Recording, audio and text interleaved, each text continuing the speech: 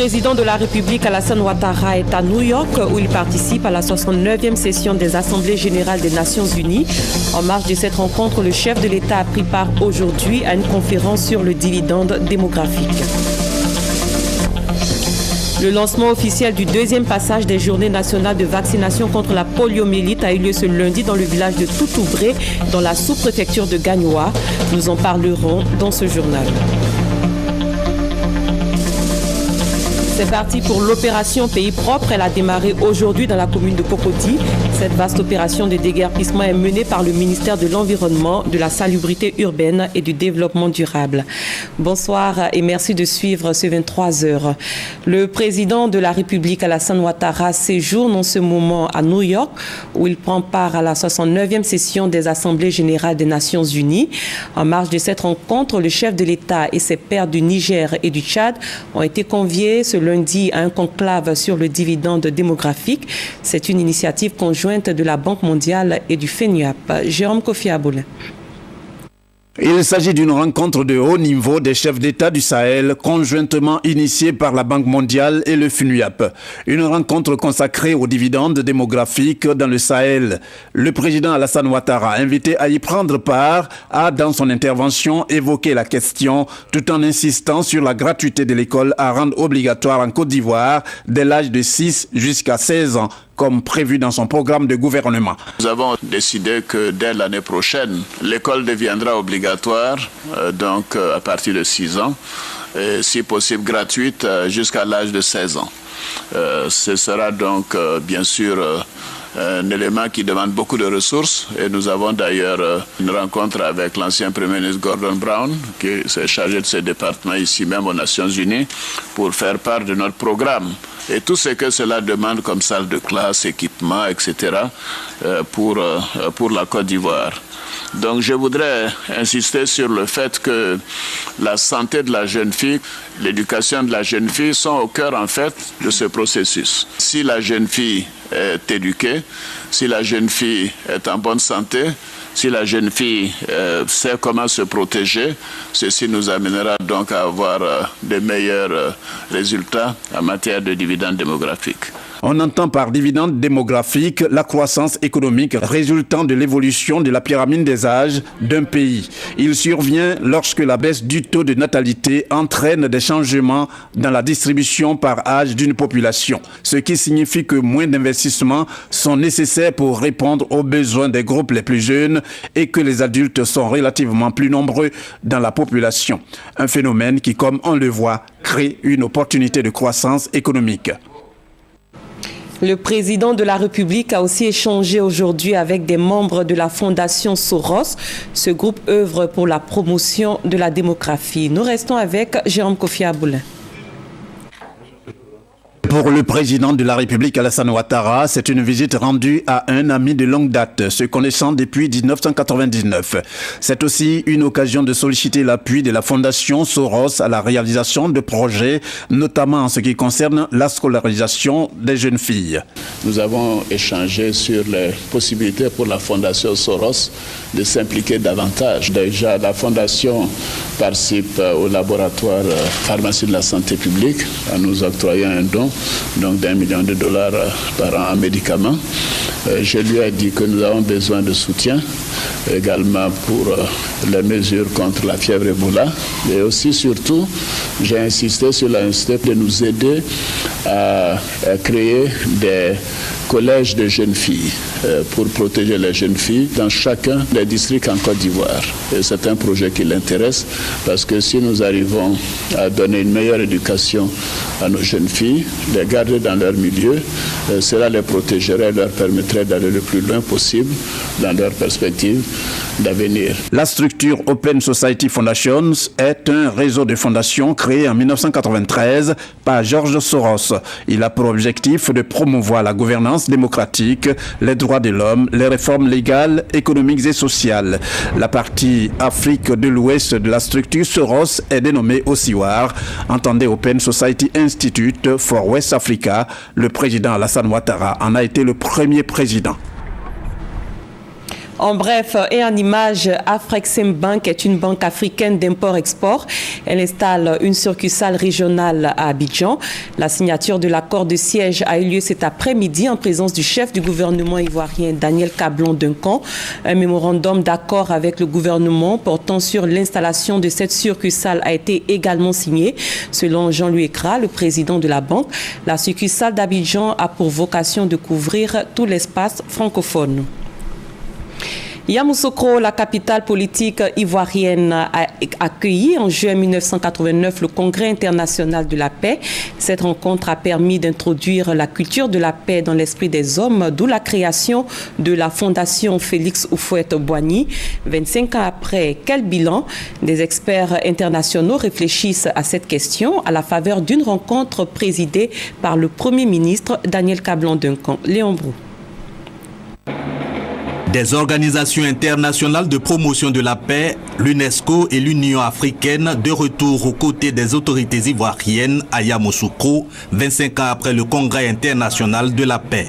Objectif, évaluer la mission assignée à la Fondation Félix Houphouët-Boigny pour la recherche de la paix, à savoir cultiver dans l'esprit des hommes la notion de paix, les guerres naissant dans l'esprit des hommes. Sont associés des institutions panafricaines et sous-régionales, BAD et Union du fleuve Mano, spécialisé dans le financement du développement.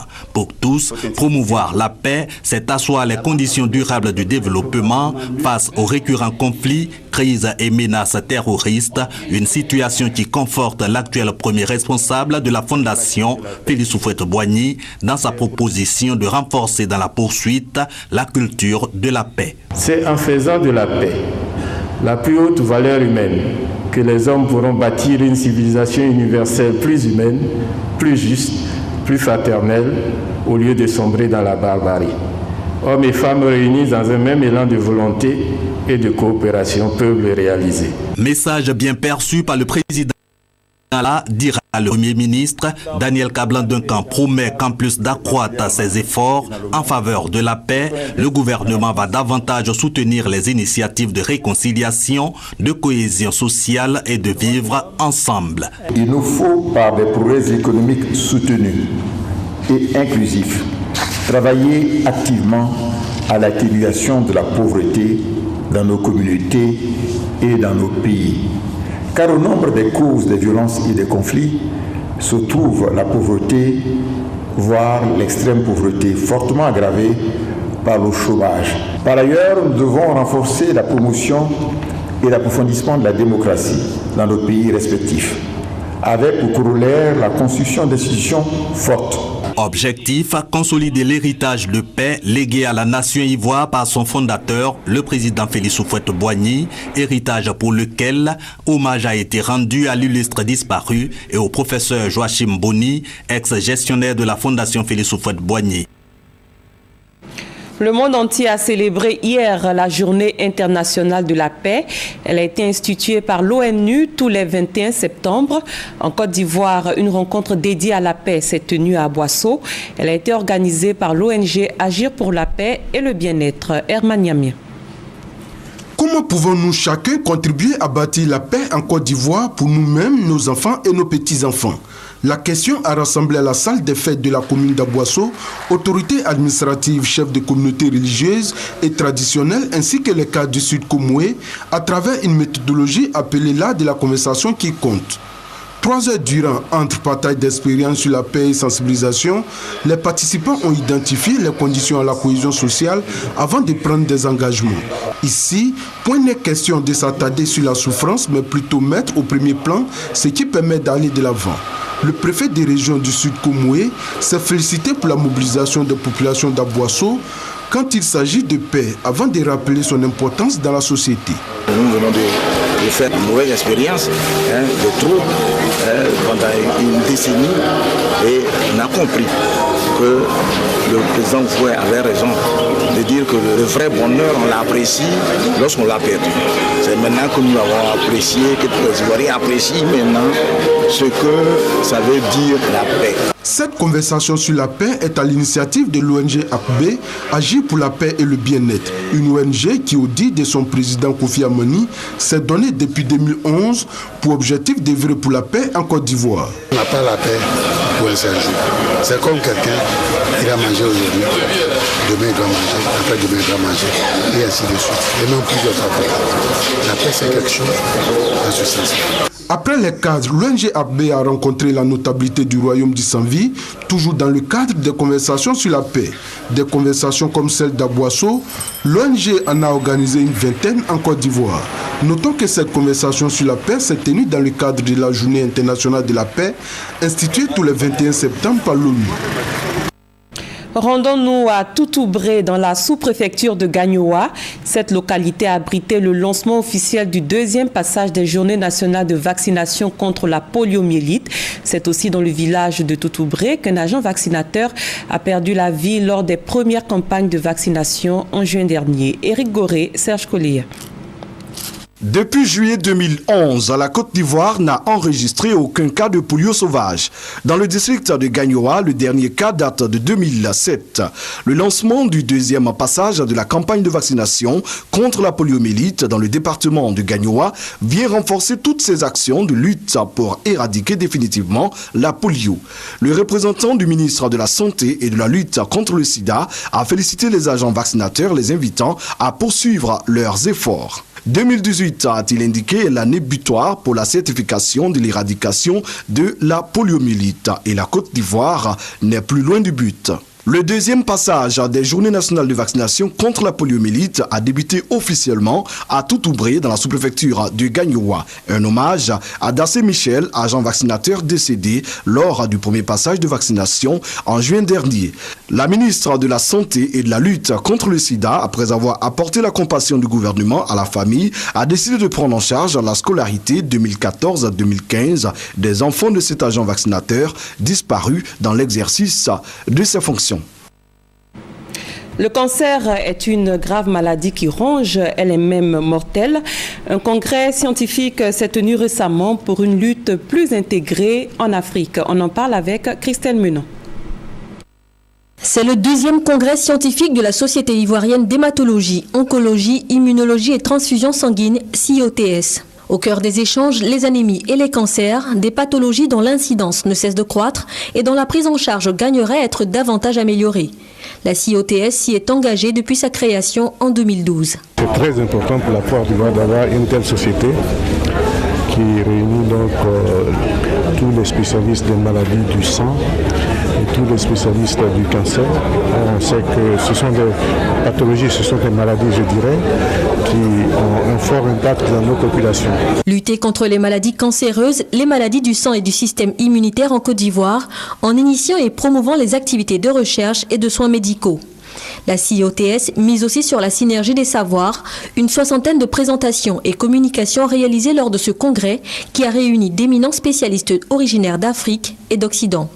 Nous voulons voir, en évitant tous nos collègues spécialistes, quel est l'état d'avancement des travaux et qu'est-ce qu'on peut faire à notre niveau. Nous avons besoin de moyens, n'est-ce pas, pour optimiser vraiment la prise en charge de nos malades, notamment la radiothérapie. Il nous faut un centre de cancérologie et il nous faut également la greffe de moelle osseuse, qui sont des outils indispensables pour permettre à ce que nos parents, n'est-ce pas, puissent guérir du cancer. Il ne faudrait pas qu'on soit toujours en train d'évacuer les malades outre-Atlantique. Les besoins sont encore nombreux, toutefois l'espoir semble permis au regard des progrès réalisés en Afrique en matière de diagnostic, de traitement mais aussi de formation. Les anémies et cancers restent une préoccupation croissante pour les praticiens des pays en développement. En Côte d'Ivoire, 16 000 nouveaux cas de cancer sont attendus chaque année selon le registre oncologique d'Abidjan. Le tableau est tout aussi sombre concernant l'anémie. L'OMS estime sa prévalence à 30% chez les enfants de moins de 5 ans alors que la sécurité transfusionnelle est loin d'être garantie aux populations. Le ministère de l'Environnement, de la Salubrité urbaine et du Développement durable a lancé aujourd'hui une vaste opération de déguerpissement dans les 10 communes d'Abidjan. L'objectif est d'obtenir des rues propres et dégagées de tout encombrement. L'opération a débuté dans la commune de Cocody, Doigt de Lazer. Salif Moumouni et ses frères sont en plein déménagement ce lundi 22 septembre. Un caterpillar est aux portes de leur magasin, installé sur le domaine public de l'État. La mairie était venue nous donner convocation le jeudi passé, puis le vendredi, c'est le service de salubrité qui est venu nous donner convocation. Comme il n'y a pas un délai là-dessus, donc c'est ça qui a fait qu'on a tardé l'opération de ramassage. Bon, mon souhait, c'est de trouver aussi des places appropriées. Ce déguerpissement est le début d'une vaste opération de salubrité, dénommée Opération Pays Propre, initiée depuis 3 ans par le ministère de l'Environnement, de la Salubrité urbaine et du Développement durable. Elle se tient chaque année. Une opération qui vise, selon son coordonnateur, à donner une image plus reluisante aux villes et communes de Côte d'Ivoire. Chaque parcelle de terrain en zone urbaine a une identité. Vous avez des servitudes qui sont réservées au réseau. Vous avez la voirie et les trottoirs aux piétons et aux véhicules. Il faut que nous puissions respecter. Dès mars jusqu'en mai, nous avons distribué les mises en demeure et encore fait des sensibilisations. Et c'est maintenant que nous démarrons l'opération proprement dite sur le terrain. Les 10 communes d'Abidjan et banlieue sont concernées par cette opération qui va se poursuivre sur 3 mois dans le district d'Abidjan. Déjà dans la commune de Yopougon, les mises en demeure sont distribuées aux propriétaires des magasins et aux commerçants illégalement installés sur les trottoirs et les canalisations réservées aux eaux de ruissellement. Parlons éducation à présent. Le maire de la commune d'Odiéné, Nassene Batouré, et son conseil municipal ont remis ce week-end des mobiliers et matériels pour équiper des écoles du primaire et du secondaire de la ville. Un don d'une valeur de 50 millions de francs CFA et qui devrait permettre d'améliorer les résultats scolaires dans cette ville du nord-ouest de la Côte d'Ivoire. Mamadou Kwasi. Avec 95,66%, Odiéné est classé premier au plan national à l'examen du CEP et à l'entrée en 6e session 2014. De meilleurs résultats également au BEPC et au BAC pour la direction régionale de l'éducation nationale et de l'enseignement technique d'Odiéné. Des résultats qui cadrent avec la vision du maire qui veut faire de cette localité un pôle d'excellence en matière d'éducation. Un accent particulier est mis également sur la lutte contre les grossesses en milieu scolaire avec la création d'un foyer de jeunes filles. Pour encourager les acteurs du système éducatif de la région de Kabadougou, Nassene Batouré met à leur disposition du mobilier scolaire d'une valeur de 50 millions de francs CFA. Un don composé de 300 chaises, 200 tables de bureau, 50 armoires. Et ce n'est pas tout, le maire offre également 100 lits et 150 matelas avec des couverts au foyer des jeunes filles, avec 2 tonnes de riz, des cartons d'huile et des pâtes alimentaires. Des vivres destinés aux cantines scolaires de la ville. La cérémonie de remise de ces dons a été l'occasion pour elle de réaffirmer son engagement pour une école de qualité, tout en améliorant les conditions de travail des élèves et des enseignants. Elle invite par ailleurs ses parents à la scolarisation de la jeune fille. La place des enfants est alors à l'école et non dans les plantations ou à la maison pour effectuer les travaux domestiques. Je souhaite un suivi constant du travail de vos enfants. Ils ne doivent pas être abandonnés aux seuls éducateurs et aux maîtres. Nassene Batouré exhorte les élèves au travail afin de participer dans le futur au développement de la Côte d'Ivoire en général et celui du district du Denguélé en particulier. Des actions saluées par les acteurs du système scolaire de la région du Kabadougou ainsi que les autorités administratives. Tous ont pris l'engagement de soutenir le système éducatif pour de meilleurs résultats. Les enfants de la communauté Rasta d'Abidjan devraient avoir cette année une rentrée des classes réussie. Ils viennent de recevoir des kits scolaires, nous dit Franck Wadiou. Des kits scolaires pour les enfants des Rasta du district d'Abidjan. L'initiative est singulière. Elle est de l'ONG Nklobakan qui a posé ses valises à Vridi et à Cocody Centre. Dagri Marie-Geneviève veut par cette action permettre aux enfants de la communauté Rasta, les parents souvent en proie à quelques difficultés financières, de débuter la rentrée scolaire sous de bonnes dispositions. Je suis enfant Rasta de Cocody. Je remercie Maman Nklobakan pour les kits scolaires. Yopougon, Adjami, Abobo, des enfants venus de différentes communes d'Abidjan.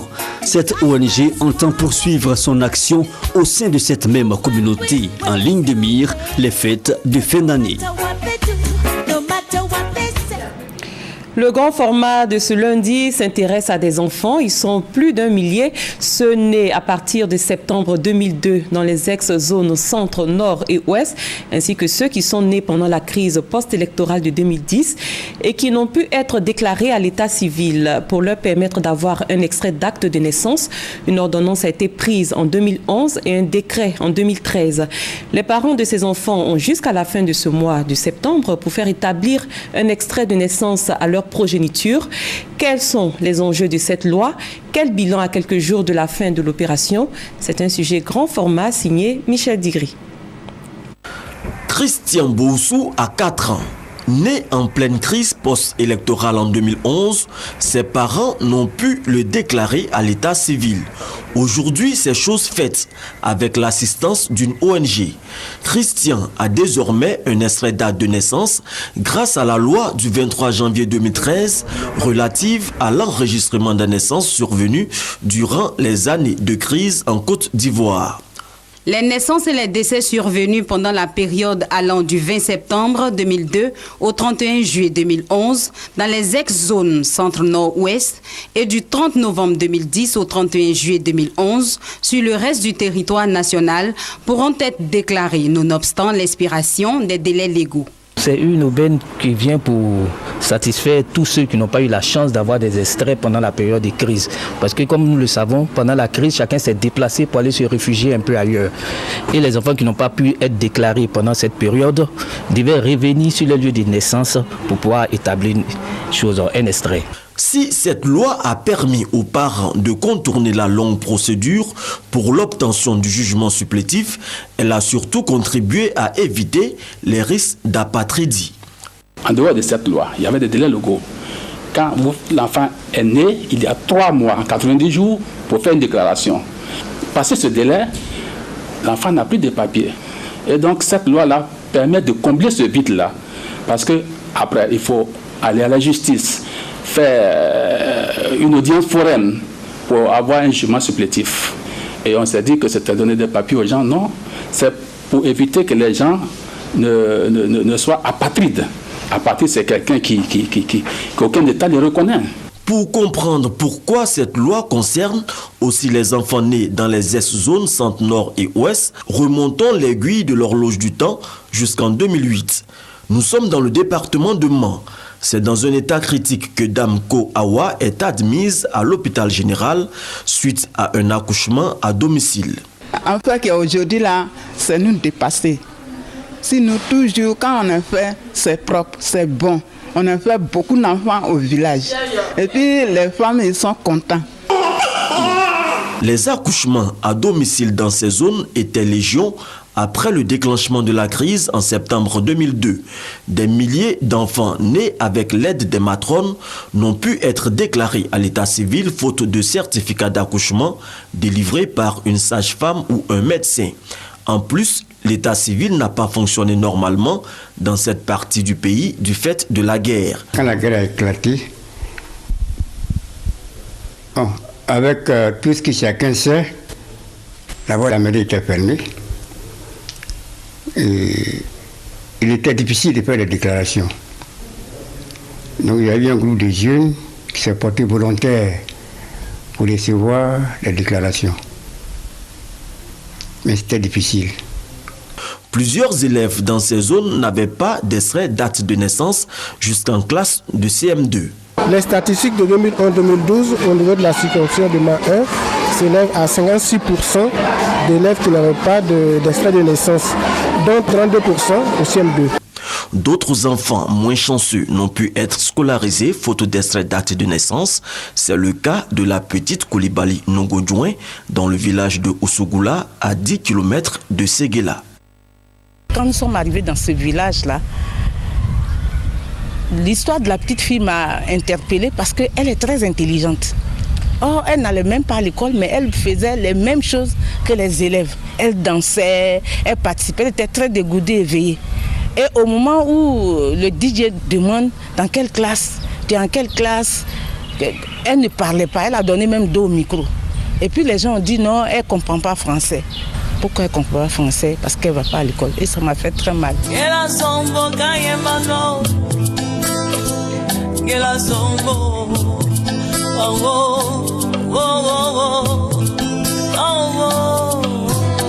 Depuis la prise de l'ordonnance relative à l'enregistrement de naissance en 2011 jusqu'à l'adoption de la loi modifiant cette ordonnance en 2013, des milliers d'enfants ont pu obtenir leur extrait d'acte de naissance. Du point de vue statistique, nous estimons, d'après l'étude de démographie et de santé qui a été lancée par le ministère du Plan et du Développement, avec le ministère de la Santé, à 1 500 000 enfants qui seraient nés durant la crise, avant la crise et depuis 2010 et qui n'auraient pas été déclarés à l'état civil. On peut estimer au bas mot, avec les chiffres entrecoupés avec nos partenaires, à 600 000 personnes qui auraient bénéficié de la loi.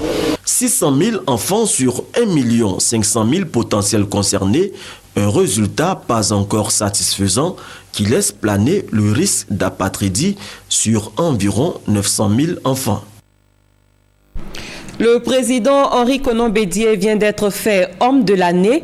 Cette distinction lui a été attribuée par le MONASCO, le mouvement national de soutien à la candidature unique du président Alassane Ouattara. L'annonce a été faite au cours d'une conférence de presse tenue aujourd'hui au siège du mouvement à Cocody. Gabriel Zani. Henri Konan Bédié, président du Parti démocratique de Côte d'Ivoire, est désigné l'homme de l'année par le MONASCO, mouvement national de soutien à la candidature unique au sein du Rassemblement des oufouettistes pour la démocratie et la paix. Cette désignation fait suite à l'adhésion du président du PDCI à l'idée de la candidature unique dans l'Alliance. Une adhésion exprimée à Daoukro le 17 septembre lors de la visite officielle du chef de l'État dans la région de l'Ifou. Mission accomplie donc par le MONASCO. Mais pour le mouvement, commence un autre combat. C'est de transformer la candidature unique obtenue, la transformer en mandat. Et lequel mandat? Au second mandat du président Ouattara, pour qu'il puisse continuer l'œuvre gigantesque qu'il a commencée et qui fait aujourd'hui de la Côte d'Ivoire un pays totalement en chantier. La réélection d'Alassane Ouattara en 2015, le MONASCO compte l'obtenir par une sensibilisation des populations sur les actions du chef de l'État et surtout en travaillant étroitement avec les autres mouvements proches du Rassemblement des Républicains. Pour certains cadres des partis membres du RHDP, l'accord d'Henri Konan Bédié pour la candidature unique est un gage de paix. Il a fait pour sauver la Côte d'Ivoire. Depuis longtemps, il disait, cette affaire-là, je vais régler avec mon jeune frère et vous ne serez pas déçus. Les militants du MFA à la base ne sont pas contre la candidature unique. Au cours d'une cérémonie officielle, Henri Konan Bédié recevra en octobre prochain le symbole de sa distinction. Et c'est la fin de cette édition. Merci de l'avoir suivi. Bonne suite de programme sur RTI1.